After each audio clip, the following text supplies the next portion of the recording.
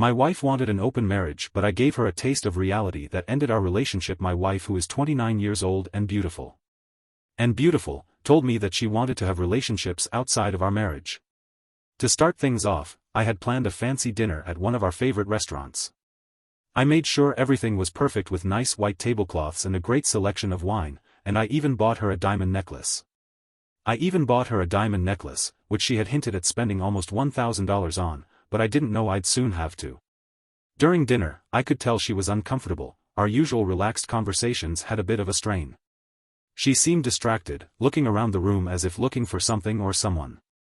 When she looked at me, her gaze was steady, but now it was wandering without focus. "Honey, there's something I've been thinking about for a while, and I think it's time to talk about it." I stopped and carefully put down my wine glass. Her tone had changed, becoming serious, like she does when something important is on her mind. Was she going to tell me that she was ready to have a baby? We had talked about it before we agreed to wait. Until we were more settled in our careers and finances, well, we had achieved those goals, and I was excited about the idea of starting a family, but her avoidance of eye contact suggested that it was something different. Normally, when you talk about starting a family, you smile and can't look away, but that night something was wrong. "Honey, we need to talk," Andrea began, a serious look on her face that told me this wasn't just any conversation. "I have been thinking a lot and this is really important to me," she continued, her voice trembling a little. "I need to find out more about who I am outside of us. I think it'll help me be a better partner for you in the long run." "What are you saying?" I asked, trying to keep my voice steady, leaning forward to catch her eye. "I want to see other people, Rob. I want us to get along so we don't hurt each other." This hit me like a ton of bricks. My heart started pounding and I could feel my face getting hot. "What do you mean other people?" I demanded, needing her to spell it out for me. My voice was louder now, filled with a mixture of disbelief and anger. "Are you talking about dating other men?" She paused, biting her lip. "Yes, that could be it." "Part of it," she finally said. The room spun around me. "You're telling me you want to date other men and you expect me to be okay with it?" I couldn't keep my frustration from boiling over. "Andrea, how could you think that was okay?" She reached across the table and tried to grab my hand, but I pulled away. "I love you, Rob, that hasn't changed. I just need to explore that part of me, it's something I have to do." Her words felt like a betrayal and no matter how calmly she tried to explain, I couldn't wrap my head around it. I realized that our lives might never be the same again. "What on earth are you talking about, Andrea?" I couldn't keep the shock out of my voice. "You want to have an affair, and you expect me to just nod and go along with it while you—" Jesus Christ, my words were louder than I intended and I could feel the stares of other men. I could feel the stares of the other guests burning into us. "Keep your voice down, honey," Andrea hissed. "We don't need the—" It hit me that she had chosen this crowded restaurant on purpose because she thought I wouldn't make a scene. She had set me up in public and I was completely blindsided. My stomach turned and I felt sick, like I was going to throw up. Throwing up everything we'd just eaten. The only thing I could think to ask was why Andrea, why other men, why I kept going. I needed answers. What does exploring yourself even mean? Are you saying you want to sleep with other men, are you? She looked at me, her eyes soft but firm. "No, Rob, I'm not leaving you. There are a lot of reasons why I feel I have to do this. Please believe me when I say I love you deeply. You're my soul mate.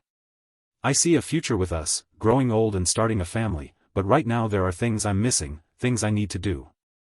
I'm just asking you for a few months to let me explore, and then I'll be all yours again. I promise." Her words were meant to be reassuring, but they hung in the air between us, heavy and uncertain. Could our marriage survive this?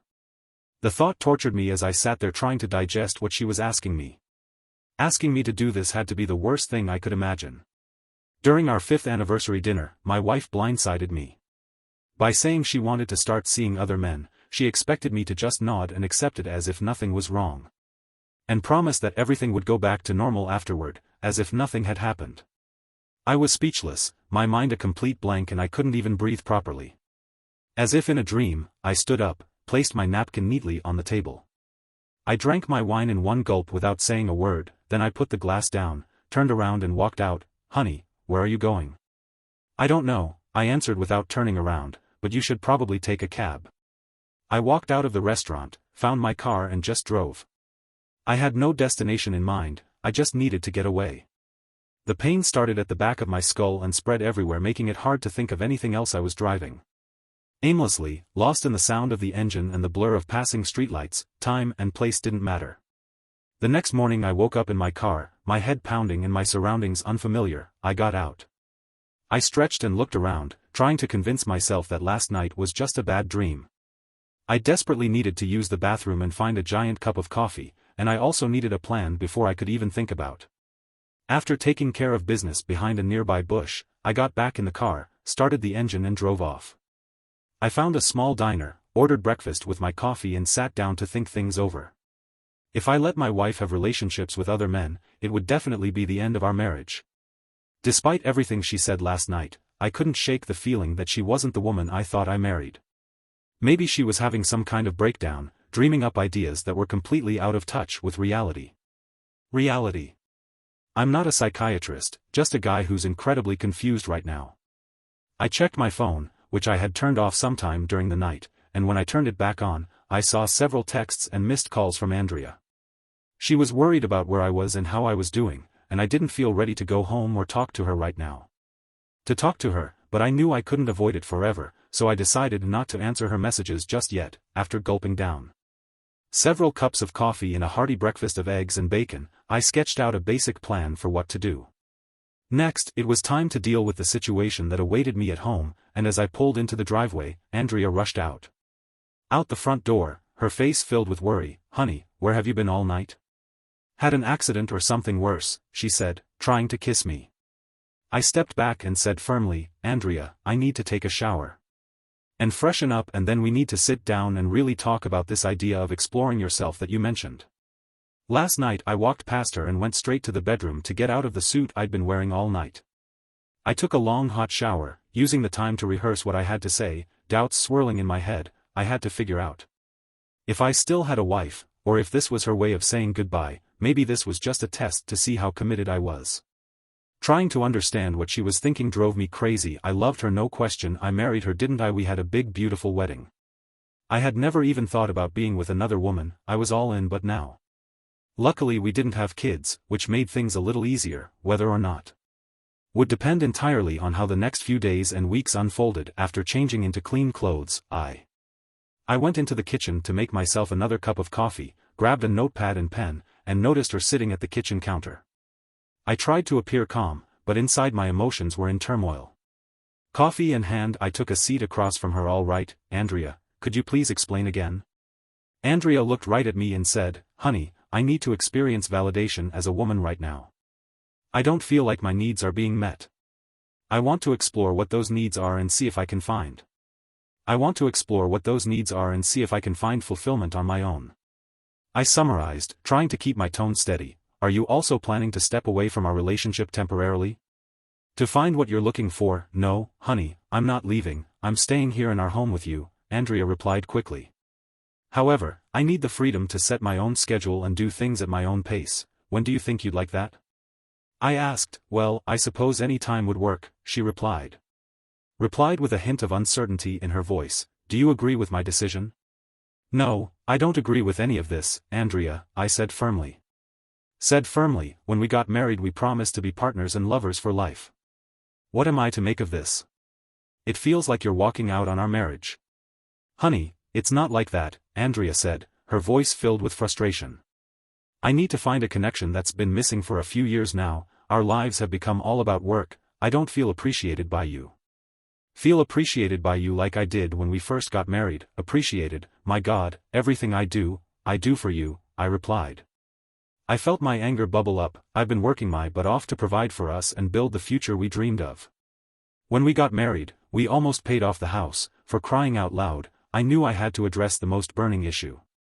Are you planning on having relationships with other men?"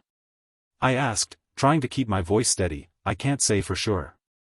Can't say for sure what I will do. If it feels right with the right person I might consider it," she replied, avoiding my gaze. "My gaze? So you're thinking about infidelity?" Then I pressed, unable to hide my disbelief. "It's not infidelity, Rob. It's not cheating if you know about it," she replied calmly, my blood pressure going through the roof. And sipped my coffee, wishing it was something stronger. I needed to keep my cool to handle this conversation properly. Let me get this straight, Andrea, I said, trying to make sense of it all. You want to meet other men, go out with them. And while you're doing that, you're still going to be living here with me, right, honey? I'm not sure yet, Andrea replied, her voice uncertain. Sounds pretty straightforward to me, I countered. What about us, should we just put our marriage on hold? Of course, Rob, we're a family, you and I. I love you deeply. Deeply, and I want us to stay a family. This is just something I need to do for myself, she said, her eyes pleading for understanding. Andrea, every weekend, several times a week, just every night. How far do you plan to take this exploration? I have not decided yet, she replied, sounding frustrated. Well, I need to know what my life is going to be like while you're away. Partners, I said bitterly, I don't have a girlfriend, Andrea, at least not yet. But I added that last part, which came out more bitterly than I intended. I took a deep breath and exhaled slowly, struggling to control my anger. Need some clarity before we leave here today. Have you really made up your mind about this? Have you considered what this will do to our marriage? Andrea nodded, but she didn't directly answer my question. It seemed she hadn't given much thought to how. She hadn't considered my opinion. Then she said the sentence that would change everything. Our future, if you love me, you will let me do this, I replied firmly. Love me, Andrea, you won't go through with this. This is my ultimatum, infidelity. Even with prior notice is a marriage breaker. Now my plan needed to take shape. Here are my terms, non-negotiable. If you want to date other men, you'll have to move out, I won't. Sharing a home with you while you date and have sex with others is out of the question. You're going to have to find another place to live, honey. Where am I going to live? She asked. Maybe you can stay with one of your friends, like Jessica from school. She's divorced and alone, right? Ask her if you can stay with her for a while if that doesn't work out. Can rent a short-term apartment, but you'll be responsible for all expenses, including UTIs and your car payment. Andrea worked as a third-grade teacher in an elementary school and earned a substantial income. Accountant specializing in forensic auditing for a large firm, also enjoying a good income, complete with annual bonuses. From what she had said, it seemed that I wasn't meeting all of her needs in our relationship. My willingness to compromise for the first time, as she made eye contact with me, thinking she had won. Interested in an open marriage, I suppose I'll have to be patient while you pursue your extramarital affairs. Will you eventually return to me, Andrea, darling? Of course I will. I love you very much, you're my husband and I want us to have a family. To build a family together, she countered, and what am I supposed to do while you're out having intimate relationships with other men? Should I wait until you are done with your friends and then welcome you back with open arms and love? Dear, have you thought at all about the effect this will have on me? I want you as my husband, darling, and only you, no matter what I do. While I am away for a while it will not change my feelings for you. When I come back I want you to be my husband and the father of my children. I couldn't help but find this an odd way of expressing her love, she said. I acknowledged that I would not allow her to bring her boyfriends into our home, and she seemed to take that as a victory. She could enjoy her time with other men without fear of my interference. Figure out where you're going to stay and let me know this week, but right now we need to get some things straightened out here. I'm not sure I can share the same bed with you right now, your plan is too painful. And I have the feeling that you are leaving me, even though you haven't said so explicitly, so tell me, Andrea, what should I make of all this? This Andrea remained silent, perhaps she was beginning to realize that I wouldn't just accept this without question. She may have been surprised by my request that she leave our bed, but what did she really expect, right? That I was a complete pushover, willing to passively allow her to run off and have affairs and then return home to play the of a happily married couple who would eventually have children and go on with their lives as if nothing had happened. Not a chance. Andrea happened to be friends with another teacher, Jessica, and I suspected that some of these misguided ideas were coming from her. Jessica, a divorced fourth-grade teacher at the same school as my wife, was caught cheating on her husband with multiple partners. Husband with multiple partners, resulting in her being fired 2 years ago at the age of 35. Jessica was an attractive woman with an appealing physique, and fortunately she had a penchant for sleeping with any man who smiled at her. I had a strong suspicion that Jessica was influencing Andrea's desire to explore herself. Before I started a family, the reality for me was simple: if Andrea explored too much, there wouldn't be a family. At least not with me. All that would be left was a divorce. I rose from the table and began to walk away. Yes, for now, don't misunderstand me, Andrea, I don't want you to go through this. We made a commitment to monogamy when we got married, and you want to break that commitment. What exactly do you expect me to do? Do you think I'm just going to sit idly by while you have relationships with other men? Or if you want an open marriage, then I suppose I have the same option." Andrea was left speechless and before our discussion escalated into a shouting match, I grabbed my car keys and left the house. "Honey. Where are you going?" she called after me. "I'm not sure right now, but don't forget to move your stuff into the spare room and start looking for a place to stay, and remember, no extramarital affairs until you've moved."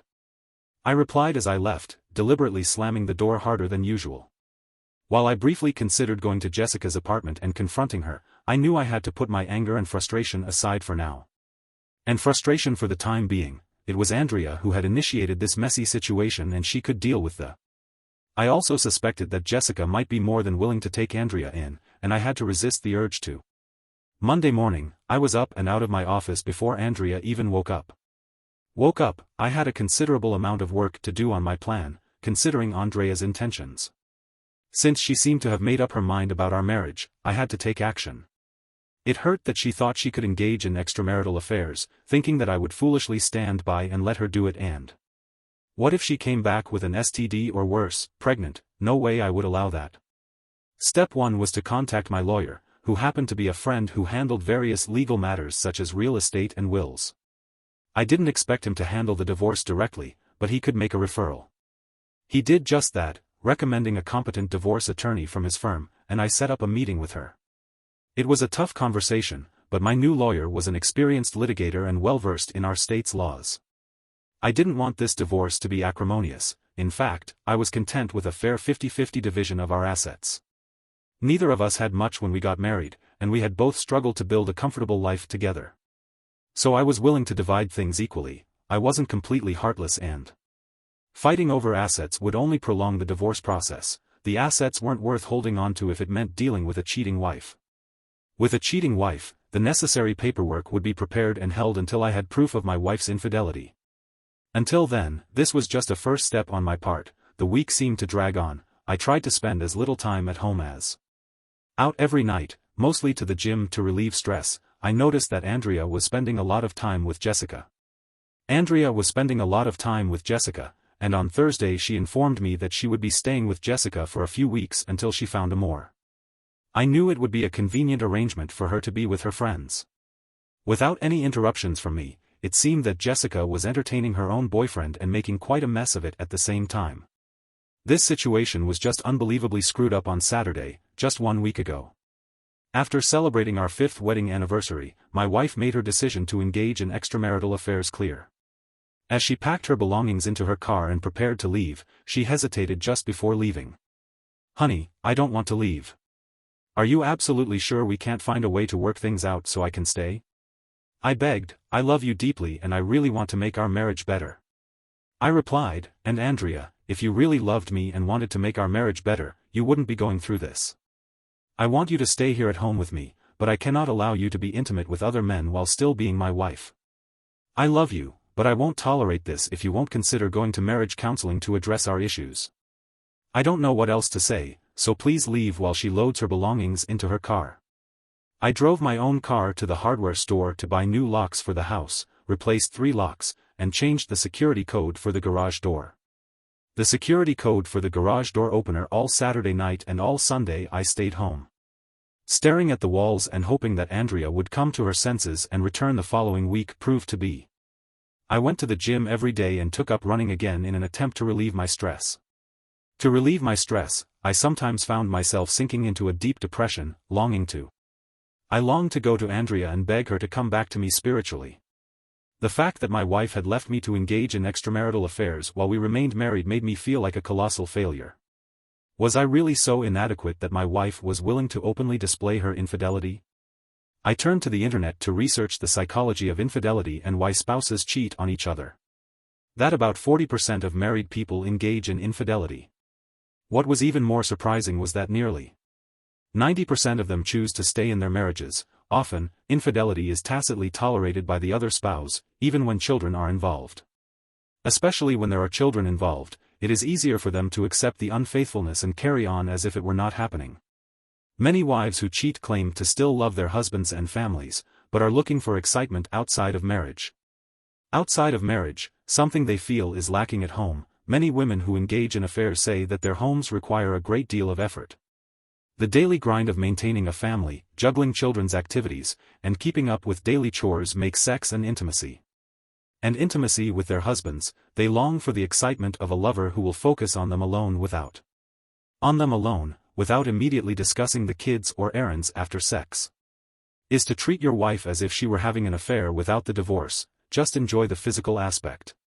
Considered the idea of trying to pick up my wife at the club she and Jessica frequented. People have affairs for various reasons. A lack of sexual satisfaction in the relationship, a lack of passion, or a loss of connection between spouses. Sometimes, even in retaliation for their partner's infidelity, some women say they cheat to save their marriages, although I'm skeptical about that. It's what researchers who have studied marital infidelity have reported. Marriage is complicated, and relationships require effort. Open marriages in which both spouses consent to other relationships and sexual partners rarely survives in the long run. Feelings are inevitably hurt, and most couples end up divorcing. Polyamorous marriages are equally complicated. Especially when children are involved, the threat of bringing a sexually transmitted disease into the relationship is a constant concern. Personally, I believe that monogamy is the best approach in a marriage. If both partners don't agree, they should reconsider their commitment to each other or find someone else. Did I neglect my wife and push her away? Did I not give her enough attention while I focused on building a life? For us? Was I wrong? I'm not sure. What I do know is that I was unhappy that my wife left our home to pursue extramarital affairs. Things that she felt I was not providing, but I didn't see her actions leading to an improvement in our marriage, and so.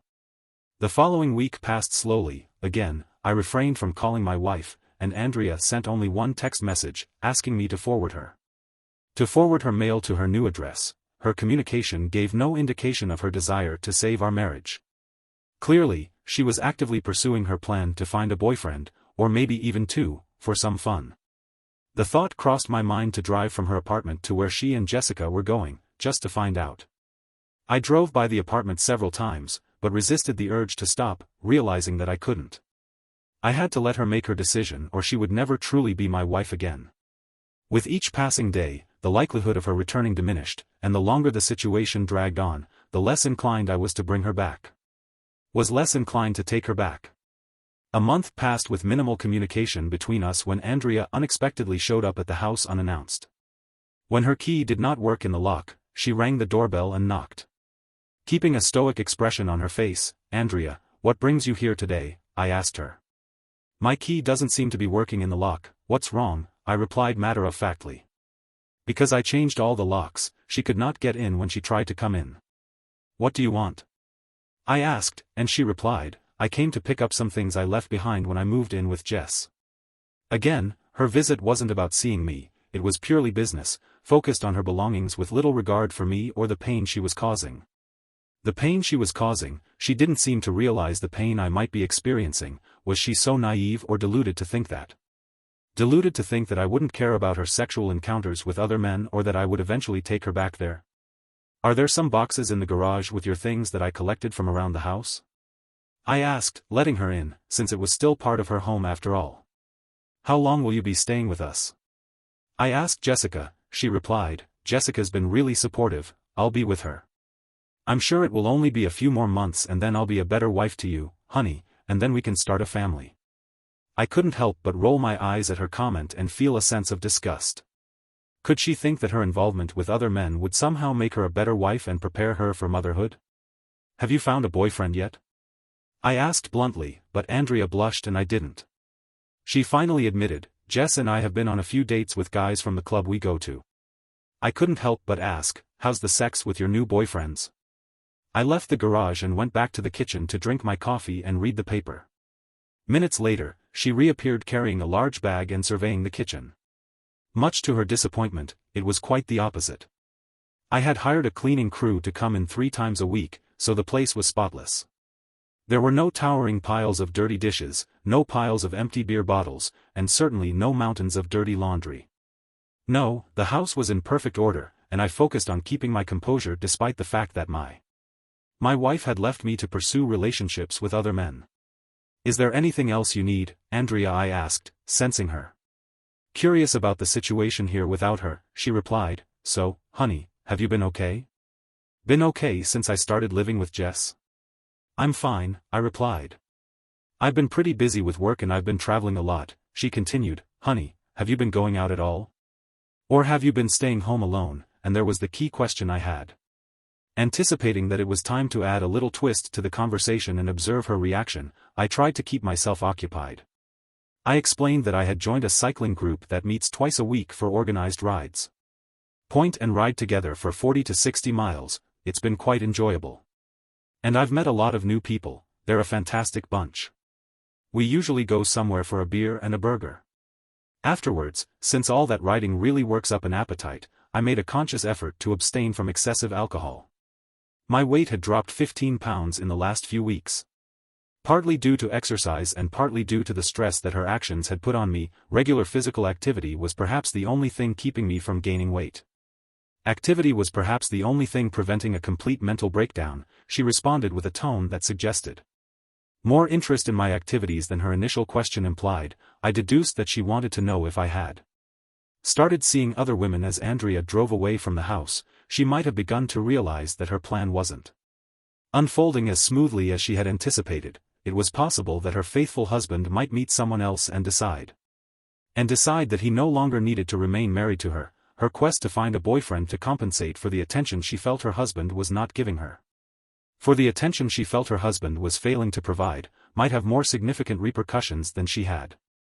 I later discovered that Andrea had dated 2 men from the club she frequented with Jessica and had had intimate encounters with both of them on several occasions, but neither seemed interested in spending. Both men were married and just looking for casual fun. With Andrea as their source of entertainment, a classic case of pump and dump. By the 2-month mark I had come to with the end of my marriage and ready to initiate the next phase of my plan, Andrea had been out of contact with me for weeks. Clearly indicating that she had no thoughts about me or our marriage. Free to pursue her desires and showed no inclination or desire to return home, even if she was considering it. Would come with a myriad of conditions, and I was uncertain whether I would accept her back. Reservations. I discovered that she had taken a vacation to the Dominican Republic with one of her boyfriends during the school break. They had indulged in a sun-soaked getaway, supposedly to work on their tans and other indulgences, if that was her idea of strengthening our marriage through infidelity. Well, it left much to be desired. Jessica's persuasive narratives, which portrayed me as a neglectful husband who had disrespected my wife, had taken hold of Andrea's mindset before she decided to leave our marriage. She was now living in a 2-bedroom apartment with her. Her reputation among fellow teachers and family members was rapidly deteriorating. When Andrea's mother discovered that her daughter had ventured to the Caribbean with another man, she contacted me. When she inquired about the reason for our separation, she probably assumed that we were involved in marital conflict. I revealed to her that her daughter had left me to engage in sexual relations with other men. Unbelieving, I urged her to speak directly with Andrea to ask her the truth. Andrea's mother had involved her. Andrea, why did you leave your home? What's going on between you and Robert? Is he abusing you? Andrea replied, no, Mom, he's not abusive, but he's not giving me the excitement that I'm looking for in a man right now. I don't feel wanted or attractive to him, and I need that feeling to feel wanted, so I'm looking for it elsewhere. Now I want to have some fun before Rob and I start a family. I plan to go back to him in a few months when he will appreciate me more. You'll see. Andrea's mother was taken aback by her answer and earnestly admonished her. Seriously, dear, if you engage in extramarital affairs, Robert will not want you as his wife. Do you not understand that I know that Rob loves me, Mom? Andrea replied confidently. He understands my needs. I'll be back home in a few months, maybe a year at the most. You must come to your senses and return home now, her mother implored, or there will be no marriage or husband to return to. There won't be a marriage or a husband to go back to, and there certainly won't be any children with him. Do you understand me? Mom, I am sure that Rob loves me, Andrea insisted, remaining resolute in her beliefs. Even her mother's earnest efforts to reason with her had failed, so I adopted the "what's good for the goose is good for the gander" mentality. I decided to explore the possibility of a life without her. It had been about 3 months since Andrea's departure, and it was time for me to move on, so I mustered up the courage to ask one of the women I knew from my cycling days. I was looking for female companionship and a break from the monotonous routine I had been enduring. Since my wife had moved out, my daily routine consisted of work, the gym, cycling, and sleep, and it repeated itself day after day. Day after day, I waited for the madness that was my life to come to an end. Part of me hoped that Andrea would come to her senses and end this absurdity by returning home, but that unlikely. I had to face the reality that she probably wouldn't come back, at least not as the woman I married or the woman I once knew. She seemed to be savoring her newfound freedom and seeking the excitement and validation as a woman that had been missing from our marriage, echoing the motivation psychologists attribute to married women who cheat on their husbands, so I decided to try to set up a date without seeming to appearing overly desperate or just randomly hitting on someone who might be too weird. I thought I wanted to get to know the people in my cycling group and let them get to know me before I considered asking one of the women out on a date. I wanted it to be a real connection, not a pity date. Most of my cycling friends knew about my separation from my wife, and I suspected that some might even know about Andrea. That some might even know about Andrea's active dating life in a not-so-large city. When I asked Diane, one of the women in the group, to join me for tea or a drink, I was pleasantly surprised when she accepted. Casual Saturday night to a nice place and plan for us to go kayaking on a nearby lake before dinner. Diane had never been kayaking before, but she expressed interest. And we agreed on the plan, so it became a date, and we had a wonderful time kayaking. We covered about 10 miles in about 3 hours, after which we went to a charming restaurant for a satisfying meal and drinks. I ordered a craft beer with steak and fries, while Diane opted for white wine with a pasta dish. Relaxed and informal setting, free of any pressure, we finished the evening with ice cream from a boardwalk stand and I drove her home. I told her I had a fantastic time and intended to kiss her on the cheek, but she surprised me by leaning in and planting a kiss on my lips. It was a delightful and unexpected moment. Didn't want to appear overly eager, so I waited until our regular Tuesday cycling meeting to arrange another date. Surprised, Diane expressed concern that my lack of contact might mean I wasn't enjoying our time together. Assured her that the opposite was true. I had a fantastic time and really enjoyed our outing and being in her company. I had read online about the delicate balance of texting and calling to keep someone interested. Men who text or call women excessively are often seen as overly needy, which tends to drive women away. So on Friday I texted Diane expressing my excitement for our Saturday golf game and suggesting a time for me to pick her up, while also offering her the option of meeting me at the golf club if she preferred. She kindly requested that I pick her up, so we settled on an early afternoon time for our time on the golf course. Our time on the golf course was a lot of fun, even though neither of us had professional-level golfing skills. That evening we had dinner at my place, where we enjoyed a barbecue and a bottle of wine after our meal. As the night grew late, I prepared to drive her home, but she took the car keys out of my hand, placed them on the kitchen counter, and asked to see the bedroom. The next morning I woke up next to a stunning woman with her arm draped over my chest. Diane had beautiful long dark hair, captivating green eyes, and flawless skin. In a small scar on her chin from a bicycle accident added character to her lovely face as she stood.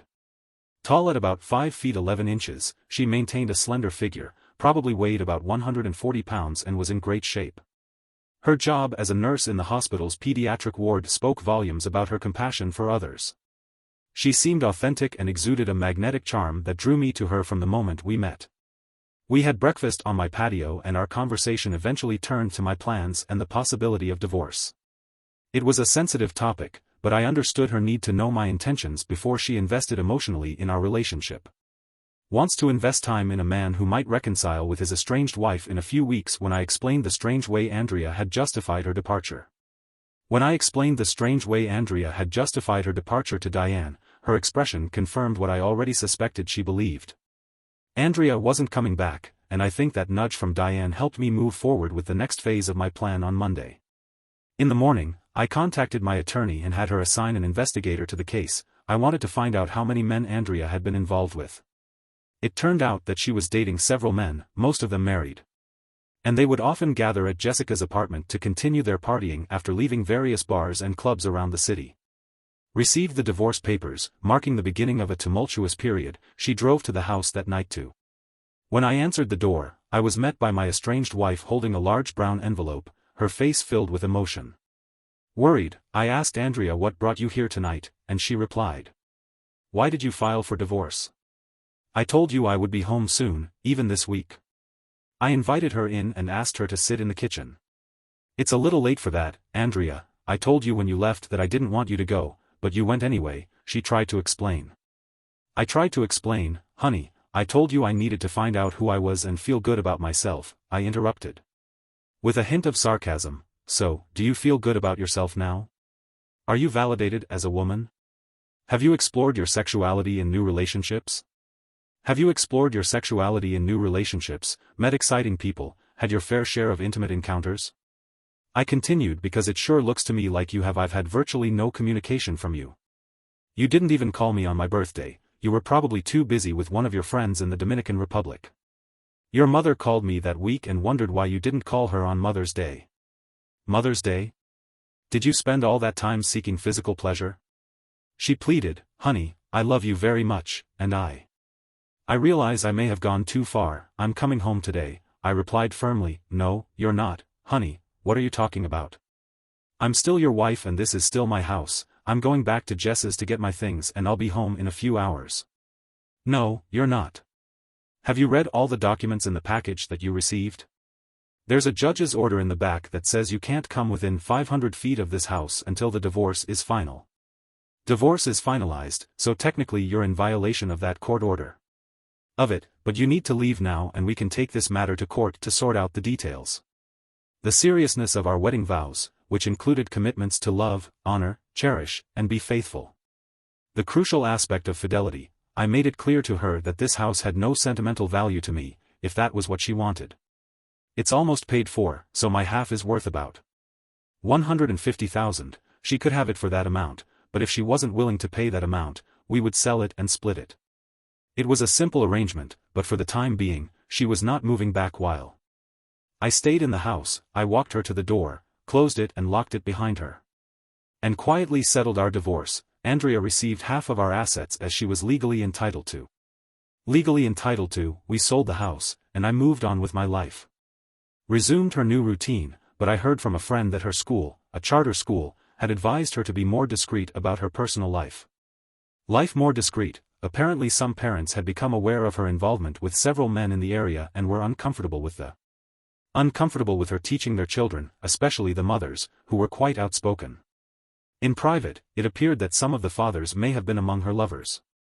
Diagnosed with a sexually transmitted disease that was not life-threatening but required a year of abstinence. This was not a significant problem, as she was already pregnant. It appeared that one of her partners had successfully fathered the child.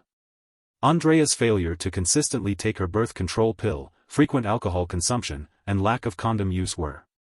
The father remained unidentified, but bore an uncanny resemblance to one of the teachers at her school, a married man. My divorce was officially finalized and I was free of Andrea. It's been about a year since all the turmoil with Andrea began. Promotion at work, and most importantly, Diane and I are now living together. Excited to announce two things. First, we are getting married this summer and second, we are expecting a baby around Christmas.